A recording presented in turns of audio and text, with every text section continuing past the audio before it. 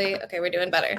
How are we doing? Thank you for joining. We appreciate you all being here.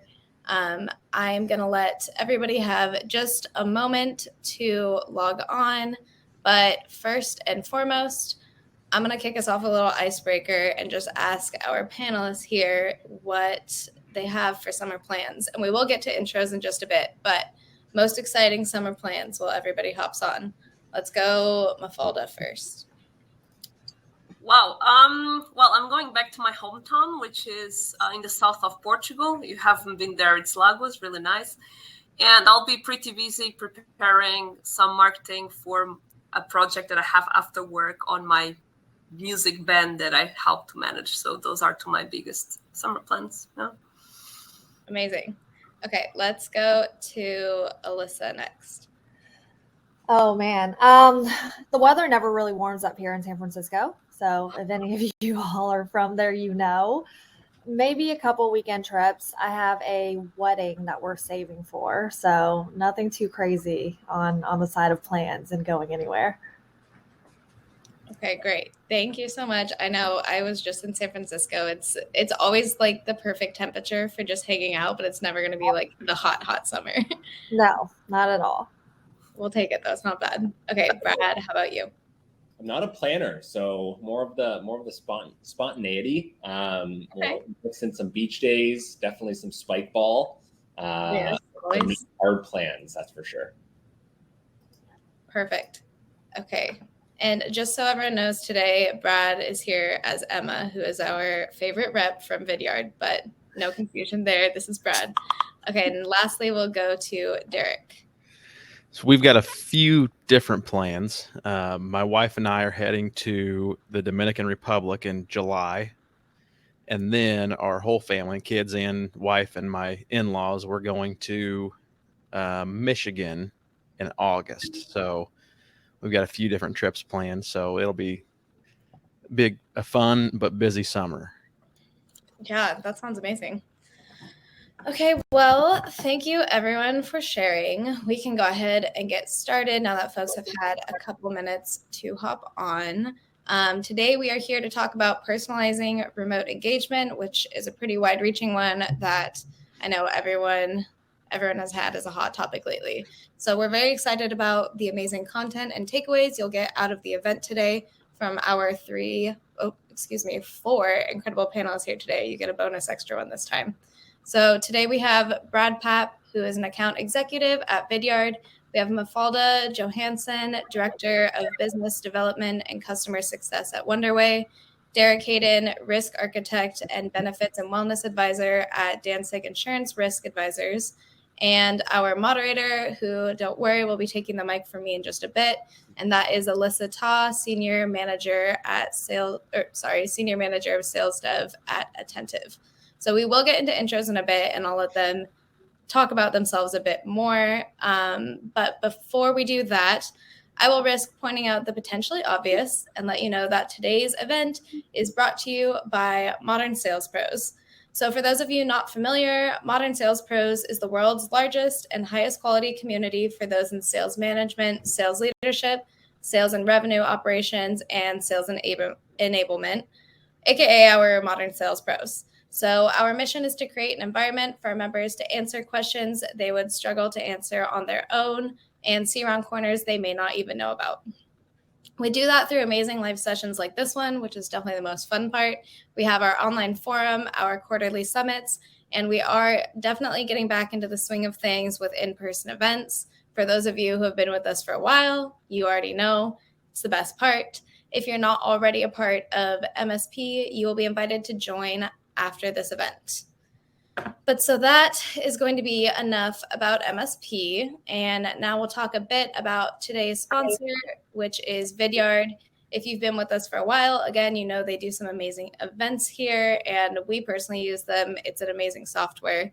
I will let Brad go ahead and say a few words about his company. So Brad, go ahead. I would love to. Yeah, on the topic of remote engagement, really what better tool than Vidyard to sponsor such an incredible event? Whether you're a sales professional, a marketing professional, video should be used in that communications with prospects, with customers at every stage of the cycle.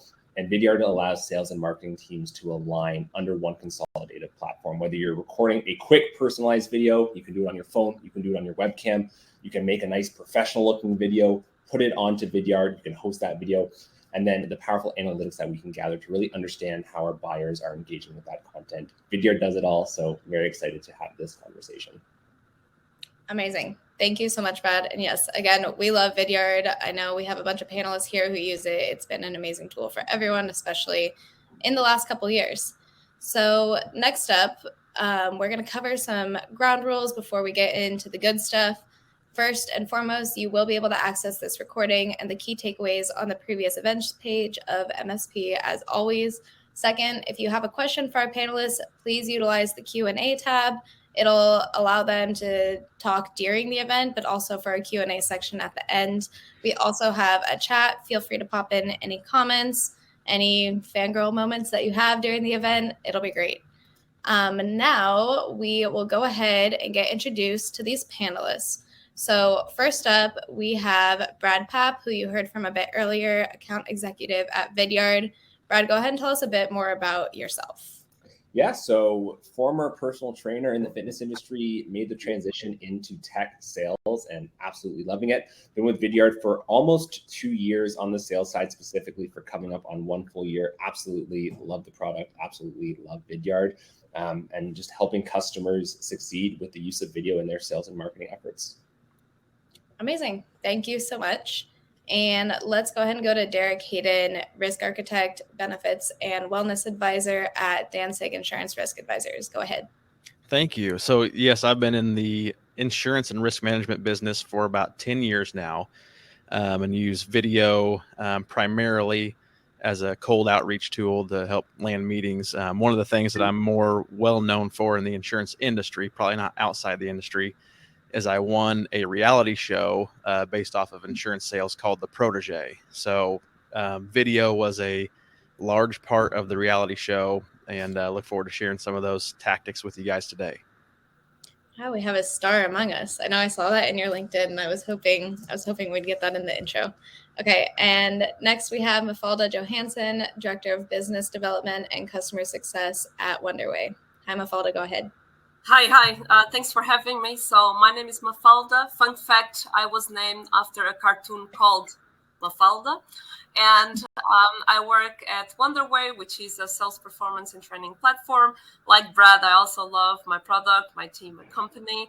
I've been in sales for a couple of years now, transitioned in the beginning of my career from tourism and hospitality to sales, and super excited to be here. Thanks for having me. Amazing. Thank you so much, Mafalda. And it is 8 p.m. her time, so everyone give her an extra round of applause for staying late for us on this one. So last but certainly not least, we have the lovely Alyssa Todd, the Senior Manager, Sales Dev at Attentive, who, as I said before, will be our moderator today. Alyssa, I'll go ahead and pass to you to introduce yourself, and you can take the reins so I stop talking. I will see you all at the end for some closing words, but for now, enjoy our lovely panelists. Alyssa, take it away. All right. Quick introduction on my end. My name is Alyssa. I am currently at Attentive as one of our senior SDR managers, leading up our strategic and international team. I started off my career as an SDR. So the idea of just personalization and keeping that front of mind is very near and dear to me. And the reason I just, I love the company, I love the team that I'm with right now, and just the sales development world in general. So I'm super excited to dive into all of this with our great panelists today. All right, Joni, want to hop us over to the agenda slide. So today we're talking about turning prospects into purchasers and how to personalize, especially now in this fully remote world that we're in. We'll be covering strategies for improving the customer journey to build trust, individualizing service to improve customer relationship management, and equipping your team with the right technology to close. All right. First off, next slide. We'll start with covering strategies for improving that customer journey and building that trust. Mafalda, we'll kick it off with you first. All right, let's do it. Yeah. How do you virtually connect with buyers, and what parts of the customer journey are you most focused on? So I lead 2 departments, which is the beginning, the top of the funnel, and basically the end. So anything in the middle. So account executive, it's not part of my role. So all of the experience I have with engaging is top of funnel, prospecting, booking meetings, and then customer success. I think I can speak more about the customer engagement more throughout the presentation and the panel, but I would say from the top of funnel, so beginning with the prospecting and business development part, I would say, like, everyone speaks of personalization, that's the main topic, but what does it actually mean, right? So I always like, when I train my BD team in this company, in the previous company, to really give, you know, advice here and advice there, like little nuggets here and there, how to personalize. And for example, one, and as we are here on a panel talk, I always, for example, recommend to, when SDRs, BDRs reach out to prospects, they should use the webinar as, or the marketing material as an excuse to reach out, but using a trigger already. So you know, when usually we do cold prospecting, it's a why you, why no, I saw your company is doing this. Maybe your challenge is that, this is how we might help. We can do that with the webinar as well. So I saw your company is going through this. These probably the challenges. This webinar will talk about that. That's why I'm inviting you. So this is, for example, one type of personalization that you can do on top of the funnel, where people, you know, you nudge them to see your marketing accolade. You also have a reason to reach out after. They are more likely to end request for the recording and start bringing value from the very beginning, even before, for example, you book a call. So Yeah, love that. What you said there, just bringing value from the very beginning, right? And you're in such a unique position where it's, hey, I'm over this BD team all the way until after that, after the close. I'd love to hear, Brad, the Emma thing's really throwing me off. I'd love to hear from you, Brad, as an AE, someone kind of in that middle spot, right, of what Mafalda was talking about. Yeah, and on the topic of trust, and definitely agree with everything Mafalda said. On the topic of trust, you have to show your prospect, your customer, whoever you're talking to, that you actually care. You have to take that time to really go that personalized route and just truly show that you do care about working with them, that you care about their input, what they have to say. And that can be done in many different ways. You know, like some of the things Mafalda said, referencing some of the things that they've attended or anything like that, or just reaching out specifically on a topic that, you know, you came across on their LinkedIn, going that extra mile to show that, you know, you care about who they are professionally, personally, and that's going to allow them to actually, you know, feel like they can trust you and continue that conversation. Now, as a specific AE, more in that post-meeting follow-up, things like that. Obviously, video are not going to sound like a biased video rep here, but using our product throughout that cycle, whether we're post-demo, setting a quick recap of the meeting we just had, walking through specific features that they found incredibly valuable that they could use in their organization, to even walking through things like pricing, where if they have to show that to a different stakeholder, everything that I say can get easily communicated with maybe that economical buyer. Tons of ways that we can use it throughout that entire journey. But definitely on the topic of building trust, I find the biggest way is just to truly show your buyer that, you know, you do care about them. Yeah, I think a lot of it is speaking their language, right? Being able to understand what they're doing well enough to use. Maybe when you mentioned LinkedIn, right? Maybe it's the language that they're using on their own LinkedIn when you're maybe initially reaching out, but all the way through. Derek, I'd love to hear from you. How do you virtually connect with buyers? What parts of that customer journey are you most focused on?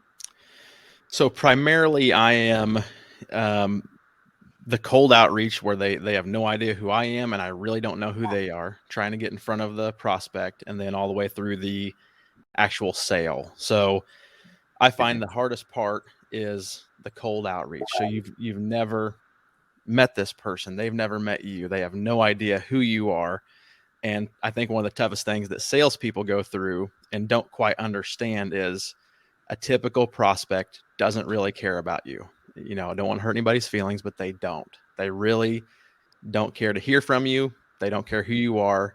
But if you can solve their problem and you can be personalized and customize the outreach enough, it might just pique their interest to open a one-to-one video email or to listen to the story that you're about to tell them. So that's what I'll talk about now, is customizing a one-to-one video. I personally am primarily B2B, so I'm going business to business, meeting with business owners or business leaders to try to get in front of them to get the first meeting. So what I've found to be very helpful in that situation is to hyper customize the video. And I almost don't even mention my name, who I am, what I do until the very end of the video. So I am, for example, one thing that helps me is I will do a screen share using the Vidyard platform. I'll do a screen share with their Chrome extension.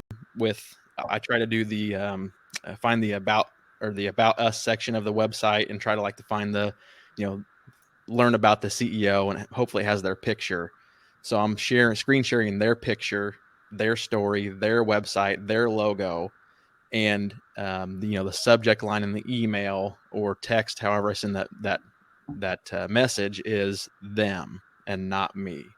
So when you put yourself into the consumer's shoes and their shoes, it's very hard to not open something that has your picture, your name, your business name. It's really hard to skip past that. So I found that almost overdoing it when it comes to customization helps when you're spending your time and researching that client. It helps them to at least open that initial cold outreach to start that relationship and build trust from day one. Yeah, absolutely. I think you touched on a couple of really great things there that we actually have highlighted on this slide, right? Leading to your product ultimately, not with, right? No one wants to be just bombarded with, hey, we're this and that, and we do this and that. So do you want to take a meeting, right? Do you want to talk? Probably not. And it always does come back to what's in it for the prospect. I think that's such a big piece of how you build trust. All right. Moving to, and everyone kind of listening in the audience, if you have questions throughout, feel free, pop those in, and we can maybe get some live answers as we go along. The next point, individualizing service to improve customer relationship management. Brad/Emma, we're going to go to you. How do you customize or individualize that relationship to keep the customer happy? I think the biggest way I do it is just prioritizing the customer, prioritizing the buyer. So when it comes to first, I like to start off with organization. One thing I have in my calendar, and I don't do these tasks at 4 a.m., but they're at the very start of my calendar. So I know that there are things I have to tackle on that day. Is I'll have send X an email about X. So I know that day at some point I have to do it. So I like to stay super organized to make sure that throughout that buyer's journey, throughout that relationship with the customer, that I am talking to them, that I am communicating them or with them about specific topics. And then, as our slide says, it's all in the details. So I like to be, super nitty gritty. I like to have consistent communication with my customers, with my prospects, with my buyers, all surrounding the problem that they may be experiencing and how I can help. Yeah. Derek, I'm going to go back to you on this. Awesome. What's your take on this? Yeah, that's one thing that kind of going back to the hyper customization. One thing, once you've moved it past the initial, reach out phase, how do you turn them in from a prospect to a client?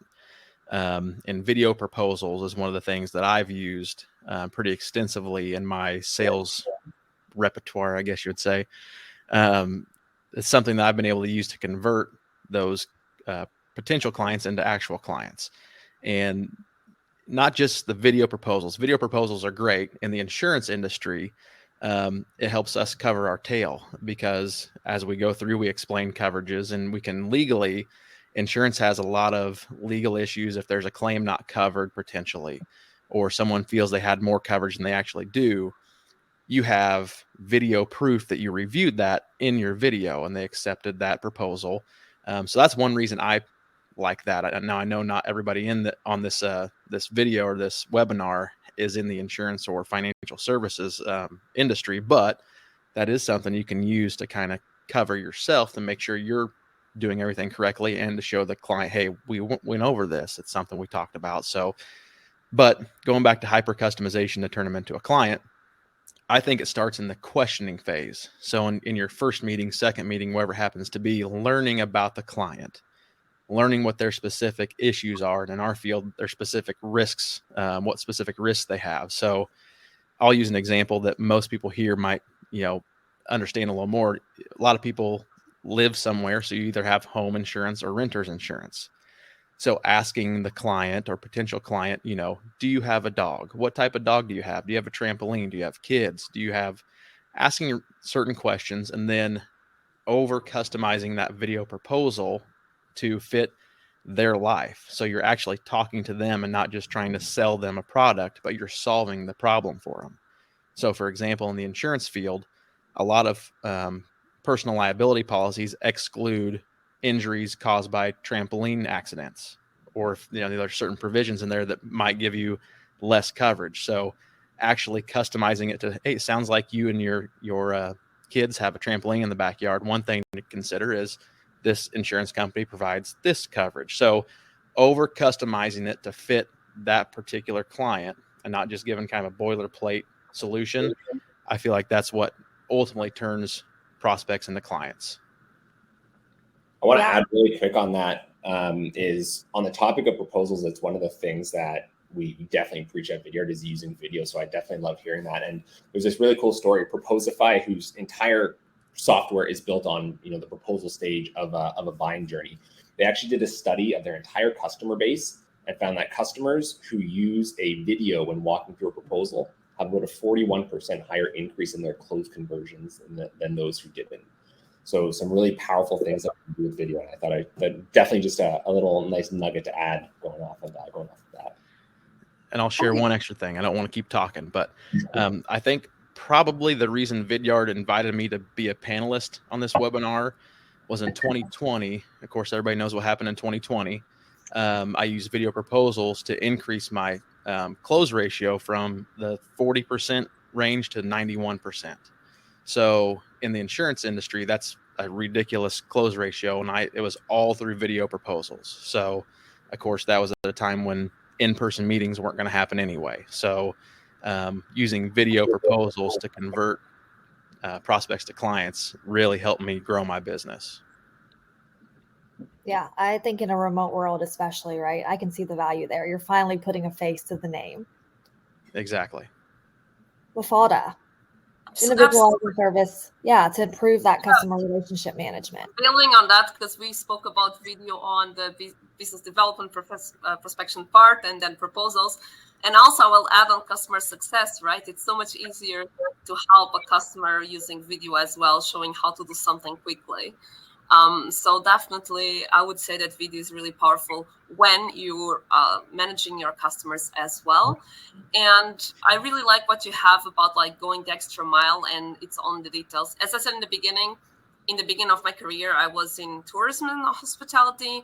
And when you study that, they always mention how on 5-star hotels, they know guests by the name and they know their tastes and they have the chocolate ready before they come. And I try to have that kind of mentality when we manage our customers at my company at Wonderway. The little details as well, right? So it's not only the fact that we are there, we always ready to help you, but also remembering things like they do in 5-star hotels. Like, for example, I have a customer of mine, he mentioned once that they don't do meetings on Wednesdays, right? So it's a meeting free day. And we were trying, and another time we were trying to find a meeting for us to speak, and he was based in San Francisco and I'm based in Germany. Not that easy to find a suitable time for us. And then he said, how about Wednesday at 6 p.m.? And I remembered that. And I said, but that's your free day of meetings. I think I can adapt to that. How about Thursday? And he was really impressed that I remember that from like, I don't know how many meetings ago, right? This is just a small example. So when you are like managing your customers, you're not only managing the usage of the platform, but you're actually managing them. Especially as remote work, we cannot go to the offices or they are in a different continent. use video, use your memory, use care, like Brad said in the beginning, really care about, their schedule, their needs, and remember the little details like this one. Love that. All right, let's move to our next point. Joni, if we can go. Perfect. All right, equipping your team with the right technology to close, right? Derek, I know we've talked a lot about video. I know we've talked a lot just kind of throughout about different things you've leveraged in your role. We hear a lot about the right technology. What's your approach to making sure that you and your team are equipped with the resources that you need to close? Absolutely.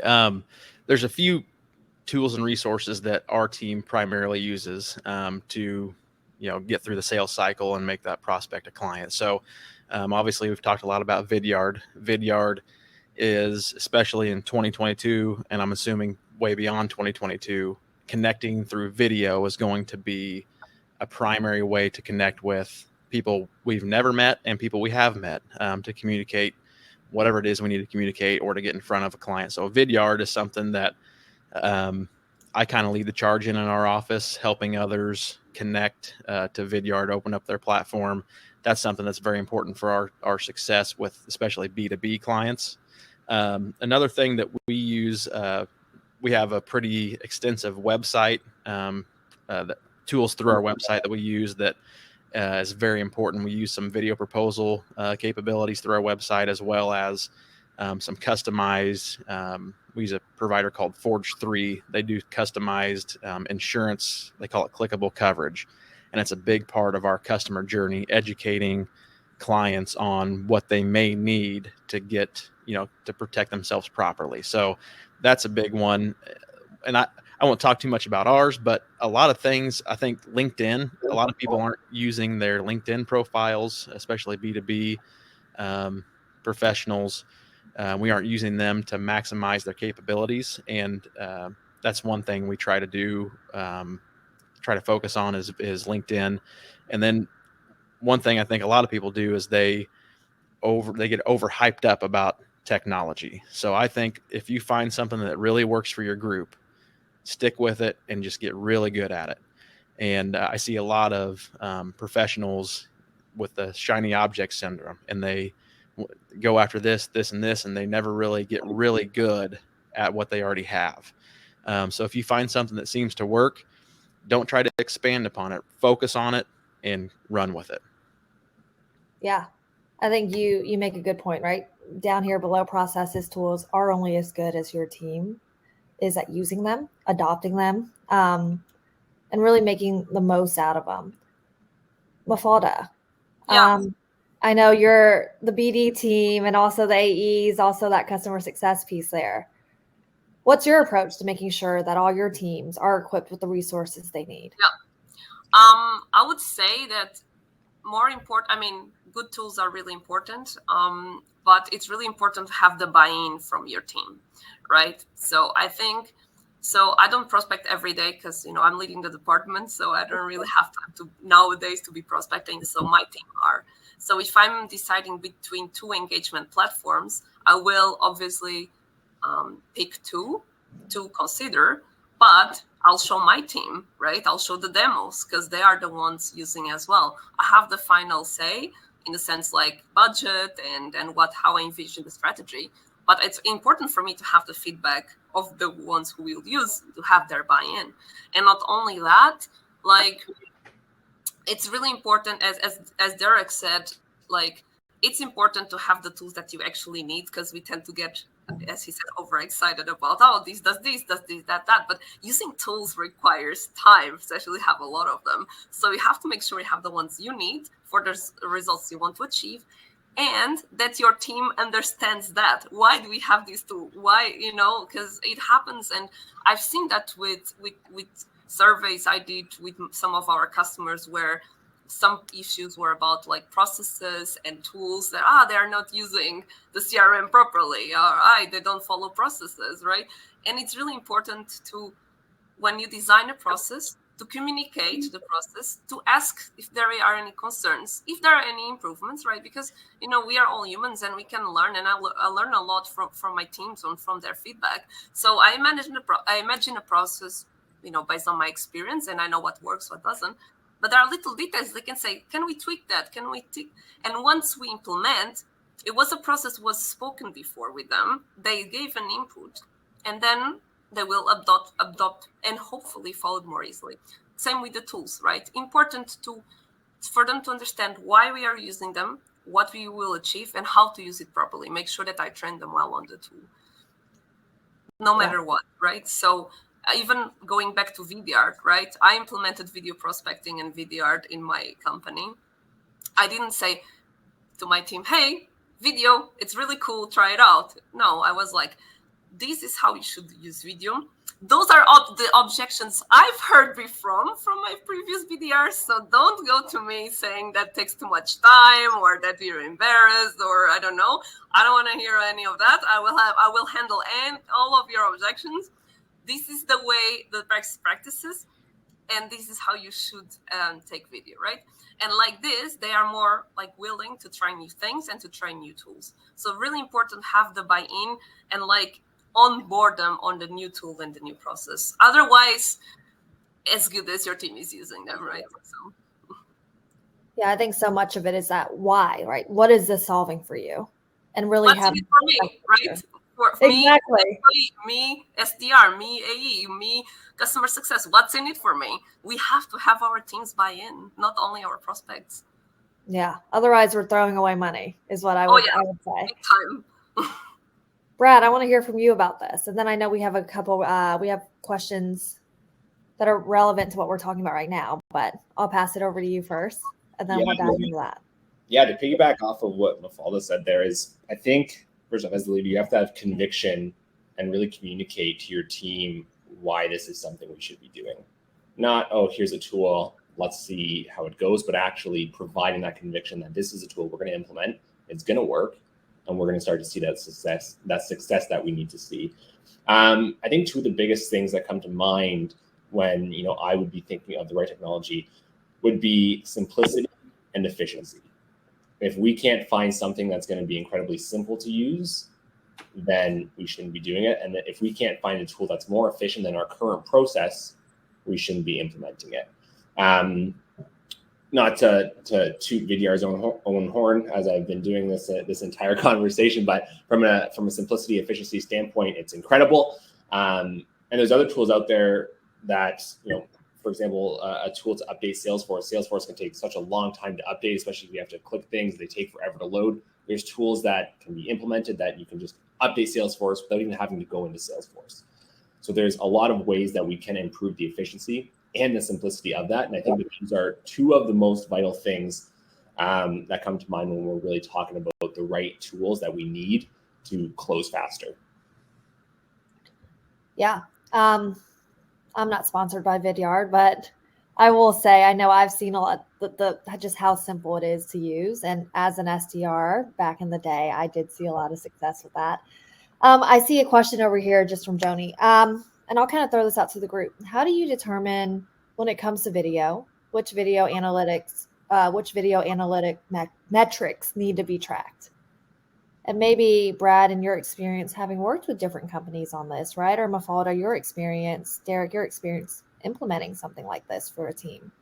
Yeah, I mean, I can start off. So when it comes to the analytics you're going to gather and really how to action those metrics, obviously, depending on what point in the sales cycle that you're at, if you're at the prospecting end and you're using video and you get a notification that somebody's watched your video, some of the best practices that we recommend are, wait a couple minutes, see if they book time in your calendar, see if they reply to your email. If they don't, that you're top of mind right now. So maybe pick up the phone, give them a call, follow them up with another email saying, hey, notice you watched my video, wondering if you have any questions, XYZ, blah, blah, blah. Now, if you're later on in the sales cycle, let's say you just sent a proposal follow-up, you've sent a pricing overview, you've sent a sales order walkthrough, and you get a notification that it's been viewed 100%. Now, maybe you're getting another notification that it's been viewed. An hour later, you're getting another notification that it's been viewed.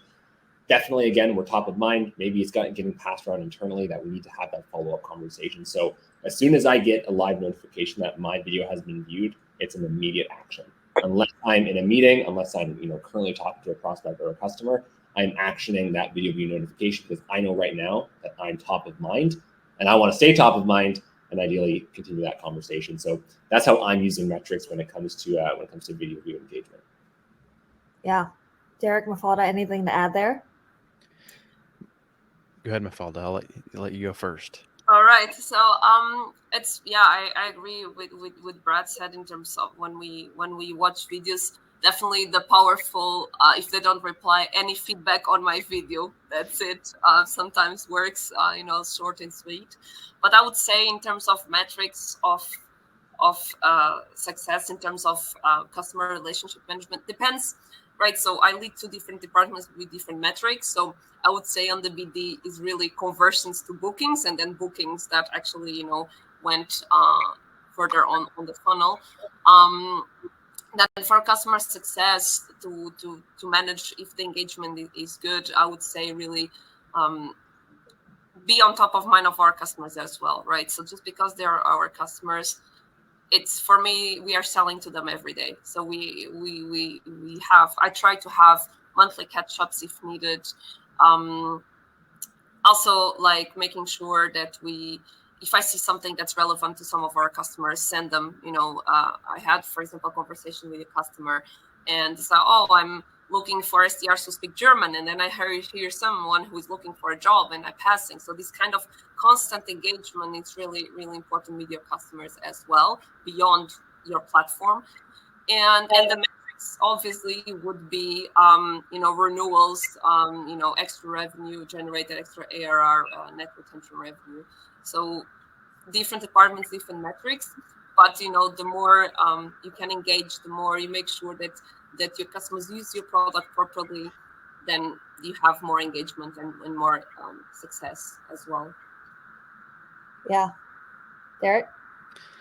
I'd have to agree with both of them. I'm looking at open rate mainly or opens in general as being the key metric for follow-up sales contacts. So I've had a few times where I will try to get in front of a business leader, and I've sent videos, calls, emails, in-person visits, even in some cases.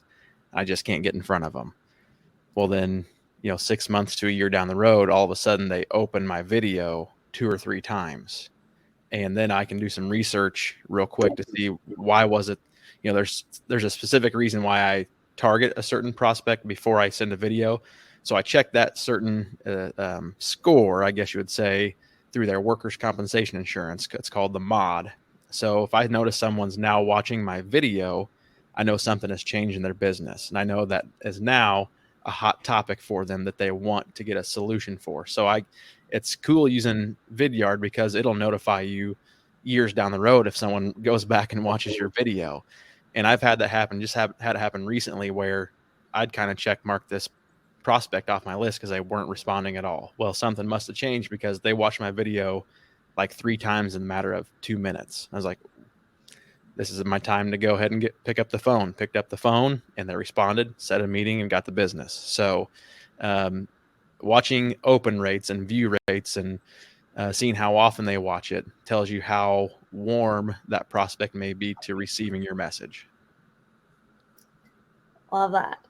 All right, I'm seeing a couple questions pop in. All right, well, this has been a wonderful discussion. We've gotten some just amazing tips and insight. I want to open up the floor for some of these questions that we're getting. So seeing from Eduardo here, and any of y'all feel free to hop in with this, but for internal teams, how do you ensure you're onboarding new sales reps successfully to make these systems work? I can go first on that topic. Well, I use our tool. So our Wonderway helps onboarding sales reps in different topics. So at our company, we obviously use our tool to onboard, and it's more about the method than on the content. So we focus a lot on what I mentioned before, why we are doing this, what are the results we expect, and guide them through the way. In terms of like onboarding in general, so from the perspective when the person starts, really important, extremely important. I cannot stress that enough, to understand your persona, your industry, and the challenges you solve. So if that's not clear, like, forget about everything else. So that's, for me, the most important part of the onboarding. That is the base for the rest. And really important to, as I said, to make sure that you give only important and relevant information. No need to overflow anyone with information that's just a nice to have and a nice to know, and really have, applicable to your daily work. So imagine if I teach you how to use a tool today, and then you will only use this tool in a month, you will forget everything. That's because that's how it works. So important to, if I teach you on the tool today, you should be using today or tomorrow, or a process. So really important to tie your daily job and your practice to the theory, no matter that is emailing, cold calling, tools, processes. So that's my advice on here. Brad, Derek, anything you want to add there? I can share a little bit of a recommendation, mainly just for video proposals, like onboarding and training new salespeople on using video proposals, because you're gonna have a wide range of comfortability. Some people are very comfortable on video, some are terrified. They hate hearing themselves, seeing themselves. So you can do, what I found to help is a checklist. So 5 or 6 different things you want to make sure that you do talk about in the proposal. And one good thing with Vidyard is they have a like a script screen that you can use. You can type in your script to get used to what you're going to say, what you need to say in your video. So that's one way. And then I've had someone do just do 20 fake videos where they are not about anything really. Explain why you like, what your favorite candy bar is and why you like it, and talk about the details and talk about nothing important to get used to, onboarding and getting used to that video proposal format. So those are probably more basic than they might be looking for, but that's something for brand new people to video proposals. It seems to help. Yeah. Brad. Yeah, I mean, in terms of onboarding new sales reps, haven't done that, so can't probably give too much advice on this one. So I think we got some good information from Mafalda and Derek there. I was going to say, what worked for you, right? Thinking about starting off, and maybe it's outside of video even. Just as you're learning new processes, you're learning new tools that maybe you weren't as familiar with. Yeah, great reframe. I think for me, some of the things that were successful helping me getting used to new pieces of tech, especially not even coming from tech, just getting used to tech in general, was video for sure. And then the nice thing about video is you can watch it, then you can rewatch it. You can rewatch it 5-10 times if you want to truly get the process underway. And the second to that is the conviction from my leaders that this is the way, this is what we're going to do, this works, and this is what I want you to do. And then, getting that conviction from them makes me feel very, very comfortable, especially if they're experienced and they've done it and they've done what I want to do now. That really gives me the conviction that I need to be like, okay, this is what I need to do, and I'm going to do it. Yeah, I agree with you there. I think to Mafalda's point too, such a big piece of it is you are given, so much is thrown at you during onboarding, right? And to where, hey, if I'm not going to be using Salesforce, for example, until 2 weeks down the line, I can't learn it right now, right? Then you shouldn't. Yeah. There are statistics. We also say that in one of our articles that 70% of what you learn in the first 2 weeks, by the time you apply, it's gone, because it's also very theoretical, right? Even the personas and the products, like, oh, we solved these. I can give you a very personal example. In my previous company, I used to sell software testing. I'm not a developer, right? I never coded. I never felt the pain of bugs. So when I did my onboarding, I was like, oh, we are selling these testing because you can, it helps debugging. I'm like, all right, I mean, I'm smart enough to understand that in theory, but do I really understand that? And I only really get when I start speaking with prospects and clients and when I start hearing their pains, right? With our product now, it's a bit easier because I'm like the persona of what we sell. So I really felt on my skin the problems we solved. So that makes my life much easier. But like, everything is very theoretical in the beginning, like on onboarding in any company. So I really think that if you're not going to apply in theory, like in practice in the next days or week, just leave it until you do. Ramping up is a process. You don't have to give all the information the first week. You should do it throughout the first month, throughout the 2 months, and you can be learning and doing at the same time. And that will be way more effective as well. Yeah. You don't know what you don't know, right? Until you get in there, you're trying to do it, trying to figure it out. What's really worked for us in onboarding reps, especially now in this remote world, is shadowing, right? Seeing how other people in your seat are doing their day-to-day, operating these different solutions, the different technology that maybe they weren't so used to. Yeah, all right, absolutely. And if I can only just finish on that point, like as a manager or as a sales enablement or someone who is teaching, for example, on the emails, it's really not very helpful if you look to an email and say, oh, it's not a great email, or if it's a good email. I'll do it. I won't do anything with this information, right?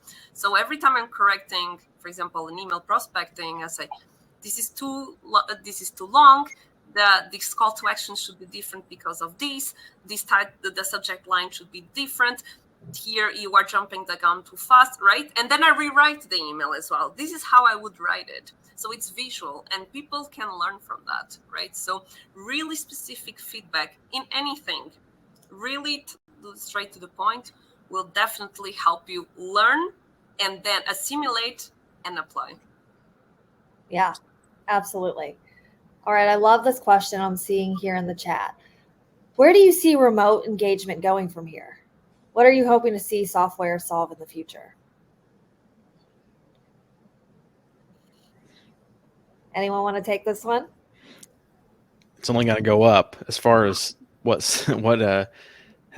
software can solve in the future. I don't know. That's a good question, but yeah, I see utilization of remote engagement on a steep incline for a long, long time. So I'll defer to the other panelists for the second half of that question. Yeah, I mean, in terms of solving in the future, it kind of goes back to the old adage, I don't know what I don't know, and we'll see. I mean, I'm sure when something comes up, I'll be like, wow, this is a much easier way of doing X, but in terms of where it's going to go, it's really hard to say. What about remote engagement? We're talking video here. We're talking hyper personalization to really stand out in a world where maybe we don't have the in-person meetings as often. Where do you see that going from here, from where we're currently leveraging video, we're currently personalizing and being relevant when it comes to reaching out to some of these customers? I think one of the things you're going to start to see and may already be being seen is this idea of personalization at scale, which is almost like it almost doesn't work in my opinion, because how do you personalize that scale? Are you really personalizing if it's at scale? But I feel like that's going to be kind of the area that really gets tackled next. Just a true form of personalization, but not so much on a one-to-one scale, on a one-to-many scale. And how that gets achieved, I don't know. But I think that's going to be, especially when it comes to video, whether that's in the form of AI, whether that's in the form of, just syncing up your lips to say a different name, but the rest of the pitch is the exact same. I think that's going to be one of the areas that gets uncovered next. Yeah. Mafalda, any thoughts there? Yeah, absolutely. AI, machine learning, all of these big data platforms as well will help, gather insights and make personalization easier as well. We already see the beginning of it in the sense that we have like tools like, for example, Owler to send information to us, right? Or we have already. Marketing uses a lot softwares that that targets the right profile. So we already have, even nowadays, technology that gives the relevant people and the relevant information come to you, that then makes your life much easier, and you can personalize in a more efficient way. But I think it will get even more specific and even more detailed. So definitely that's probably the way it's going. Yeah, I think what I've seen a lot too in the space is we talk a lot about personalization. What I think is even more important now and will continue to increase in importance is that relevance piece, right? It's 100%. not just, hey, you like this and I like that, let's talk. It's, hey, I've noticed this. This is what we're solving for specifically. And I think that piece of it is only going to be more common, where people are not going to respond to you unless it's relevant to them, not just personalized. Yep. All right. Keep popping in your questions in the chat and Q&A. I know we have some excited panelists here looking to answer more questions. Amazing. Thank you, everyone. I'll double check also if we have some more questions coming in. Okay, let's go ahead and move to our panelist takeaways. If anyone has anything else they want to add, feel free to pop it in. We have an extra few minutes here. But does anybody have, I know we've covered a lot of different subjects and had some good questions. Does anybody have final takeaways that stood out to them from the event? I'll go, not to put you on the spot, but I'll go to Brad first. Do you have anything you want to add? I think the biggest thing that I take away and that everyone should take away is there's no right or wrong way to personalize your connections, your outreach, your conversations with prospects, customers, buyers, etc.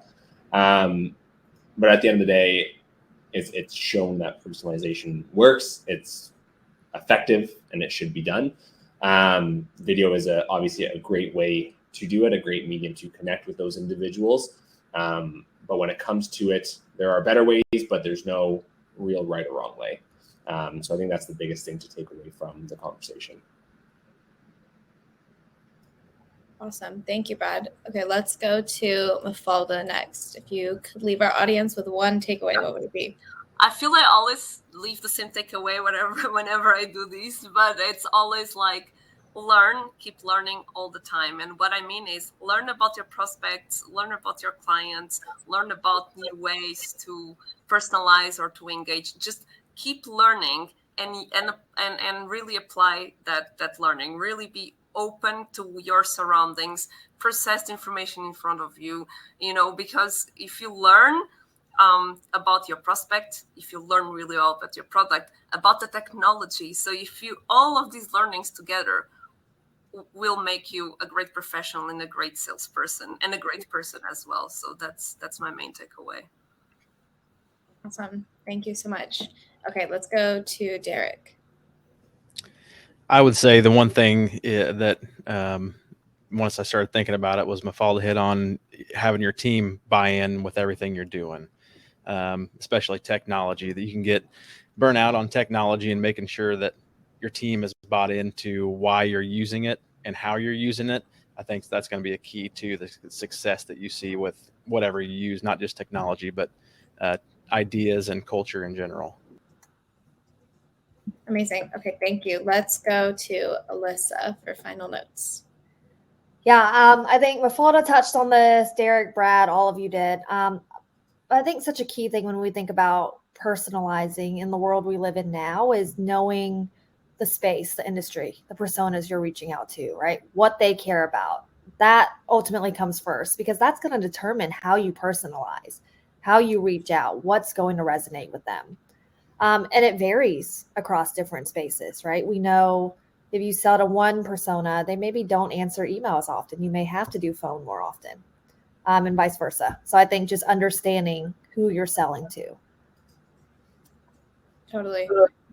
Well, thank you so much, everyone. This has been an amazing conversation, and I think it's always interesting to talk about personalization, hear different perspectives on how to do it, and have such a diverse panel that can give us different viewpoints. So that is all we have for you today. Thank you, everyone, for joining us. And of course, thank you to our amazing panelists and to Vidyard for being a great sponsor. We wouldn't be able to do it without you. And as per usual, we will have the recording on our MSP website. You can get the key takeaways from this event there. You can get the link to share it with your friends and your network. And that is all I've got for you. Thank you so much, everyone. Have a good one. Thank you so much.